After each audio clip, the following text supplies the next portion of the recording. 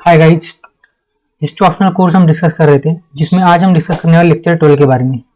जो लेक्चर 12 है, ये आपका न्यूलिथिक एज के जो रिमेनिंग पार्ट्स है, पोर्शन है, उसको कवर करेगा। और आज हम चालकोलिथिक एज को भी कंप्लीट कर लेंगे। तो चलिए फिर डिस्कशन स्टार्ट करते हैं। लेकिन उससे पहले अगर आपने लास्ट लेक्चर नहीं देखा तो आप उसे एक बार देख लेना, क्योंकि उसके बिना आपको ये समझ में नहीं आएगा। क्योंकि न्यूलिथिक एज क्या है, उसमें हमने क्या डिस्कस किया था, वो अगर आपको पता है तो ही आप आज का जो लेक्चर होगा न्यूलिथिक एज वाला, और चालकोलिथिक जो एज है वो भी आपको न्यूलिथिक एज के बेसिस पे ही समझ में आने वाला है। तो वो जो लेक्चर है न्यूलिथिक एज वाला, वो देखना जरूरी है। तो देखिए, हमारा न्यूलिथिक एज कंटिन्यू कर रहे हैं हम। नॉर्दर्न रीजन के बारे में हम डिस्कस कर रहे थे। मतलब हम क्या कर रहे हैं, हमने देखा था कि कुछ रीजनल वेरिएशन जो है ना वो होते हैं। तो इन रीजनल वेरिएशन में हमने कल एक टॉपिक डिस्कस किया था, और आज हम नॉर्दर्न रीजन को डिस्कस करेंगे। तो नॉर्दर्न रीजन मतलब क्या है, तो कश्मीर वैली। अभी जो कश्मीर वैली है ना, यहाँ पे जो विलेज सेटलमेंट हमें मिले वो लगभग 2500 बीसी के आसपास देखने को मिलती है। मतलब 2500 बीसी से यहाँ पे आपको विलेजेस जो है ना वो स्टार्ट होते हुए दिखेंगे न्यूलिथिक एज में। और मैंने इसलिए कहा था कि न्यूलिथिक एज जो है ना वो अलग अलग रीजन में अलग अलग टाइम से स्टार्ट हुआ है। तो ये जो डेटिंग होती है ना, इतनी ज्यादा इंपॉर्टेंट नहीं होती है। इसलिए डेटिंग के ऊपर ज्यादा फोकस करना मत, और उसे रटने की कोशिश भी मत करना, क्योंकि वो आप याद रख सकते नहीं और इतना इंपॉर्टेंट भी नहीं है। बस इतना याद रखना कि न्यूलिथिक एज या फिर कोई भी जो स्टोन एज है या फिर चालकोलिथिक एज है, वो अलग अलग फेज में स्टार्ट हुआ है। जितनी भी प्री हिस्टोरिक जो टॉपिक हम डिस्कस कर रहे हैं, स्टोन एज जिसमें हमने पैलियोलिथिक एज को डिस्कस किया था, मेसोलिथिक को डिस्कस किया था, न्यूलिथिक को डिस्कस कर रहे थे, कल किया, आज कर रहे हैं, चालकोलिथिक को डिस्कस करेंगे। तो ये यहाँ पे डेटिंग का काफी इशू है, तो आपको यहाँ पे इतना डेटिंग वगैरह का लोड लेना नहीं है। जो इंडस वैली सिविलाइजेशन जो है ना, वहां से फिर डेट्स इंपॉर्टेंट हो जाती है। तो वहां पे डेट्स जो है मोर और लेस फिक्स है, हमेशा बोल सकते हैं। तो वहां से फिर इंपॉर्टेंट है। तो यहाँ पे आपको इतना ज्यादा यहाँ पे डेट्स वगैरह को याद रखने की जरूरत नहीं है। बस एक आपको पता होना चाहिए कि न्यूलिथिक एज जो है ना वो अलग अलग एरियाज में अलग अलग वक्त पे शुरू हुआ था। क्योंकि हम न्यूलिथिक एज मतलब क्या है कि ये कोई चीज नहीं है ना, ये एक कैरेक्टरिस्टिक्स है, एक फीचर्स के बेसिस पे हम किसी सिविलाइजेशन को, किसी कल्चर को न्यूलिथिक कह रहे हैं। तो जो कैरेक्टरिस्टिक्स जिस एरिया में जिस वक्त स्टार्ट हुए, उसे हम कहेंगे कि वहां पे वो न्यूलिथिक एज स्टार्ट हुआ है। ओके, अभी क्या फीचर्स है देख लेते हैं। कुछ साइट्स है यहाँ पे, जैसे गुफ्राकल इंपॉर्टेंट साइट्स है, याद रखना प्रीलिम्स के लिए। गुरजाओं में एक इंपॉर्टेंट साइट्स है। तो ये जो साइट्स है ना, न्यूलिथिक कल्चर के बारे में बताते हैं इस रीजन के, कश्मीर वैली के। अभी फीचर्स क्या है, तो फीचर्स है कि यहाँ पे हमें बोन टूल्स मिल रहे हैं, large number of bone tools मिल रहे हैं, जो हमें बता रहे हैं कि यहाँ पे हंटिंग इकोनॉमी थी ना, वो अभी भी प्रीडोमिनेंट थी। मतलब प्रीडोमिनेंट मतलब ज्यादातर वो लोग हंटिंग करते थे। भले उन्होंने एग्रीकल्चर स्टार्ट कर दिया था, लेकिन हंटिंग वो ज्यादा करते थे, क्योंकि large number of bone tools हमें यहाँ पे मिले हैं। उसके बाद एविडेंसेस जो है ना यहाँ से वो सजेस्ट कर रहे हैं कि पिट ड्वेलिंग्स कम्युनिटीज थी। मतलब वो जो जमीन है ना उसमें गड्ढा करते थे, खोदते थे, उसको डिगिंग करते थे, और फिर गुफा जैसा कुछ भी बनाते थे, और वहां पे वो रहते थे। ऐसा भी हम बोल सकते हैं। गुफा का एक साइट है जो काफी इंपॉर्टेंट है। चाइनीज कल्चर जो है ना, उसका रिजेम्बलेंस यहाँ पे आपको गुफराकल में मिलेगा। क्योंकि वहां से देखो, अभी ये इंडिया का मैप है, ये है आपका कश्मीर, और यहाँ से आपका चाइना है। तो यहाँ पे फिर वो कनेक्शन तो होगा ना चाइनीज लोगों के साथ। तो इसलिए यहाँ का जो कल्चर है, गुफराकल का कल्चर वो चाइनीज कल्चर के साथ थोड़ा बहुत मिलता जुलता है। यहाँ पे चेयर्ड ग्रेन्स जैसे कि लेंटाइल हो गया, मसूर हो गया, पी हो गया, इनके एविडेंसेस या फिर इनके जो रिमेन्स है ना वो मिले अलॉन्ग विद द जो वाइल्ड एनिमल्स है ना उनके बोन्स। तो यहाँ पे आपको याद रखना है कि गुफराकल जो है ना, इसका रिजेम्बलेंस कहाँ से, किस कल्चर से, चाइनीज कल्चर से। अभी बुरजाम एक इंपॉर्टेंट साइट है। क्यों ये इंपॉर्टेंट साइट है, क्योंकि यहाँ पे आपको देखने को मिलेगा कि पॉटरी के एविडेंसेस मिल रहे हैं जो कि प्री हड़प्पन फेज से रिलेट कर रहे हैं। तो बुरजाहोम ये जो साइट है, यहाँ से फिर आगे काफी जल्दी जो है ना वो जो हड़प्पन सिविलाइजेशन वो स्टार्ट हो जाता है। तो बुरजाहोम साइट इंपॉर्टेंट है। यहाँ पे आपको डॉग ब्यूरियल जो है वो मिलेंगे। मतलब जो मास्टर्स है, जो मालक होते थे, उनके साथ आपको उनके जो डॉग्स होंगे उनको भी ब्यूरी करते हुए दिखाई देंगे। और डॉग को अलग से ब्यूरी किया जाता। तो शायद वो लोग जो है ना यहाँ के, वो डॉग्स से थोड़ा ज्यादा मतलब लगाव था उन्हें, ऐसा हम बोल सकते हैं। और इन्हें भी डोमेस्टिकेट करते थे, उन्होंने स्टार्ट कर दिया था डॉग्स को डोमेस्टिकेट करना। तो ये होगा नॉर्दर्न रीजन के बारे में। अभी देखो इसके ऊपर क्वेश्चन कैसे आएंगे। क्वेश्चन आएगा कि जो चालकोलिथिक एज या सॉरी न्यूलिथिक जो है ना, इसमें आपको वेरिएशन देखने को मिलते हैं, इसे एक्सप्लेन कीजिए। ऐसा क्वेश्चन आएगा कि explain the variation we found in the chalcolithic neolithic phase. तो आपको बताना होगा कि इस तरीके से न्यूलिथिक फेज में वेरिएशन आपको अलग अलग रीजन में मिल रहा है। तो इसीलिए northern region, Kashmir, eastern region, southern region, Deccan region हमें देखना है। तो ईस्टर्न रीजन के बारे में हम देख लेते हैं। ये जो रीजन है ना ईस्टर्न रीजन, यहाँ पे हमें आसाम, बंगाल, गारो, खासी, ये जो हिल्स है ये वाला एरिया कवर होता है ईस्टर्न रीजन में।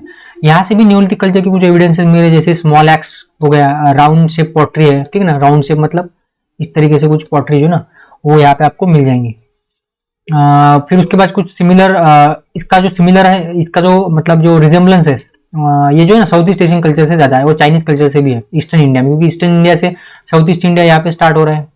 यहाँ पे ऊपर से चाइना भी आता है और यहाँ से साउथ ईस्ट जो कंट्रीज है उनसे आपको यहाँ पे कांटेक्ट जो है मिल रहा है। जैसे कि जडाइट स्टोन मिला है, आपको पता है, मैंने कल बताया था, मतलब लास्ट लेक्चर में बताया था कि जडाइट जो स्टोन है उससे हमें पता चला कि चाइना के लोगों के साथ उनका कनेक्शन था। अभी ये कंफर्म तो नहीं है कि जडाइट स्टोन जो है वो उन्होंने चाइना से ही लिया है, चाइना से ही उन्होंने इंपोर्ट किया था, लेकिन वो स्टोन तब इंडिया में नहीं मिलता था, सिर्फ चाइना में मिलता था। इसलिए हम बोल सकते हैं कि हाँ भाई ठीक है, चाइना से वो मतलब उनका एक्सपोर्ट इम्पोर्ट रिलेशन वगैरह था, ठीक है ना। तो ये होगा ईस्टर्न इंडिया के, ज़्यादा कुछ यहाँ पे कुछ है नहीं, क्योंकि यहाँ पे इतना एक्सपेंशन तो साइट्स का हुआ नहीं था। देन न्योलिथिक जो कल्चर है सेंट्रल और डेक्कन रीजन की, ये काफी इंपॉर्टेंट है। जैसे कि गोदावरी और कृष्णा रिवर जो है ना, इनकी ट्रिब्यूटरीज में आपको कुछ न्योलिथिक जो साइट्स है वो देखने को मिलेगी, जैसे कि नेवासा साइट है, इंपॉर्टेंट है। चांदुली साइट जो है ना, ये भी काफी ज्यादा इंपॉर्टेंट है।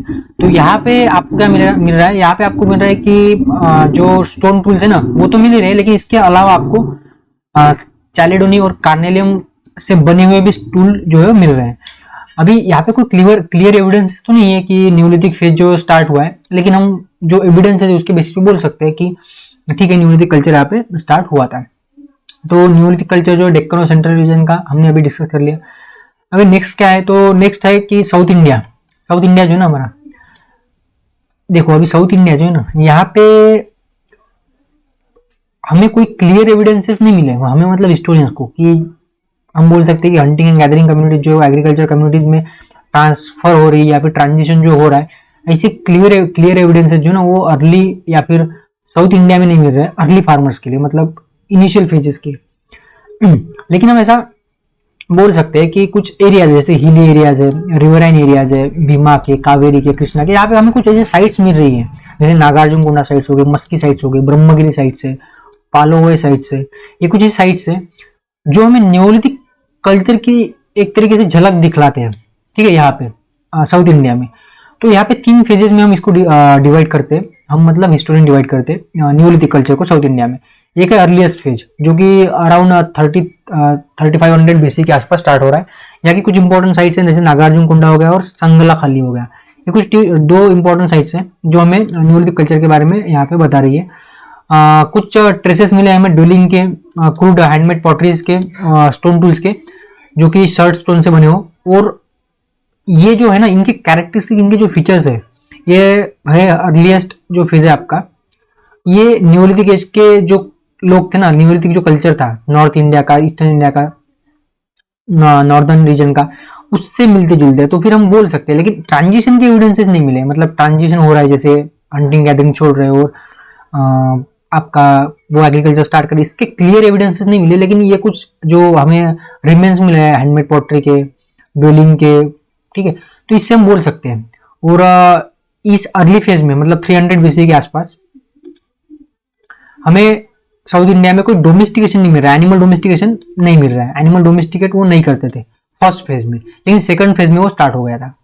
देखिए यहाँ पे मैंने बता दिया, animal domestication started during this phase, लेकिन हंटिंग जो है ना वो अभी भी शुरू थी और सेकेंडरी एक्टिविटी के तौर पे वो उसे देखते थे। अभी इसका क्या फीचर्स है, तो ये जो सेकंड फेज है, फर्स्ट फेज के जो फीचर्स थे, जो कैरेक्टरिस्टिक्स थे, जो चीजें वो करते थे, वो तो उनकी कंटिन्यू थी। लेकिन पॉटरी जो है ना, इसमें एक बदलाव आया, वो ये है कि पेंटेड पॉटरी जो है वो यूज करने लगे, पेंटेड पॉटरी का यूज वो करने लगे। कौन? लोग, early farmers of south India. Second phase में, थर्ड फेज क्या है, तो थर्ड फेज में हमें ग्रे वेयर पॉटरी मिल रही है। ग्रे वेयर पॉटरी मतलब जो लोग ग्रे वेयर पॉटरी यूज करते हैं वो सेटलमेंट हमें मिल रहे हैं, वो लोग हमें मिल रहे हैं। मिलेट्स एक क्रॉप है जो कि साउथ इंडिया में सबसे पहले उगाया गया, ऐसा बोला जाता है, मिलेट। आज भी कुछ लोगों का वो स्टेपल डाइट है। स्टेपल डाइट मतलब कि मेन जो डाइट होता है ना, जो रोज खाते हैं, उसे स्टेपल डाइट कहा जाता है। तो ये मिलेट जो है ना, वो आज भी साउथ इंडिया के कुछ लोगों का मिलेट स्टेपल डाइट है। टेरेस फार्मिंग के एविडेंसेस आपको मिल रहे हैं, कहाँ से? साउथ इंडिया से। इस एज से, थर्ड फेज से ऐश माउंट जो है वो शो कर रहे हैं, माउंट, तो सॉरी यहाँ पे स्पेलिंग गलत हो गया ऐश माउंट का।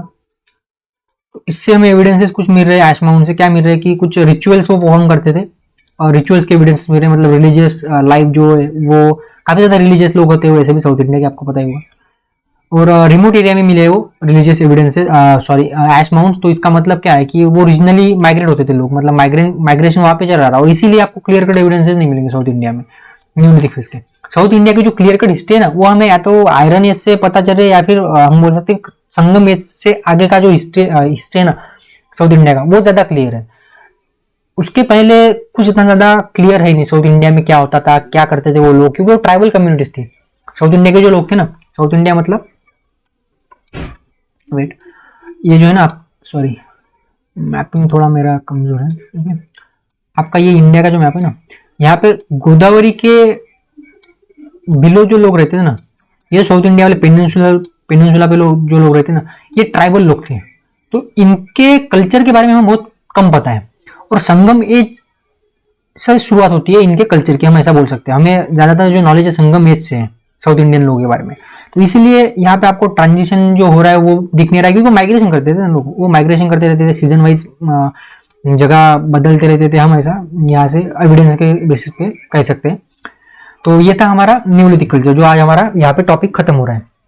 अभी देखो मैंने एक, ठीक है, पहले कंक्लूजन को देख लेते हैं कि न्यूलिथिक कल्चर को आपको कंक्लूड किस तरह से करना है, इसके ऊपर कोई भी क्वेश्चन आता है तो।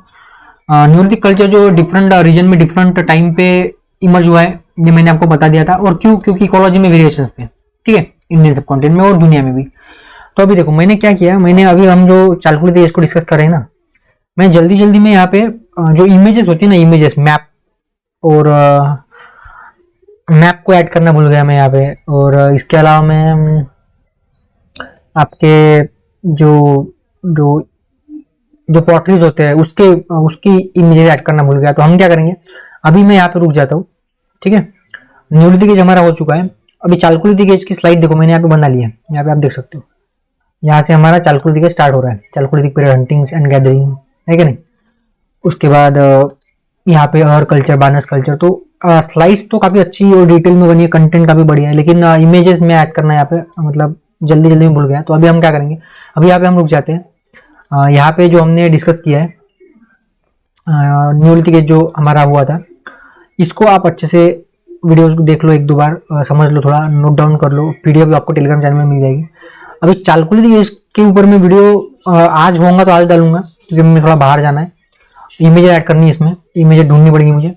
तो या तो आज आएगा लेक्चर या फिर कल सुबह आएगा, ठीक है। तो उसके लिए तो आपको अभी थोड़ी वेट करना पड़ेगा। तो ठीक है, न्यूलिथिक एज हमारा हो चुका है। चालकुलिथिक एज जो है यहाँ से आप पढ़ लो, अभी पढ़ना चाहते हो तो मैं यहाँ पे 30 सेकंड के लिए स्लाइड रोकता हूँ चालकुलिथिक पीरियड के बारे में। जैसे कि यहाँ पे आप देख सकते हो, मैंने लिखा है डिटेल में चालकुलिथिक एज। उसके बाद ये कल्चर है, रीजनल कल्चर, रीजनल वेरिएशन आपको चालकुलिथिक एज में देखने को मिलेंगे, ठीक है। उसके बाद ये पीरियड क्यों इंपॉर्टेंट था, काफी ज्यादा इंपॉर्टेंट क्वेश्चन है ये। इकोनॉमिक एस्पेक्ट्स उनकी, इकोनॉमिक लाइफ उनकी, सोशियो रिलीजियस एस्पेक्ट उनकी, आर्ट एंड क्राफ्ट और लिमिटेशंस क्या थी। तो ये सब हम करेंगे, ठीक है, कल करेंगे या फिर आज करेंगे, क्योंकि इमेजेस उसमें ऐड करनी है। तो चलिए फिर अभी इतना ही हम डिस्कस कर लेते। Thank you for discussion.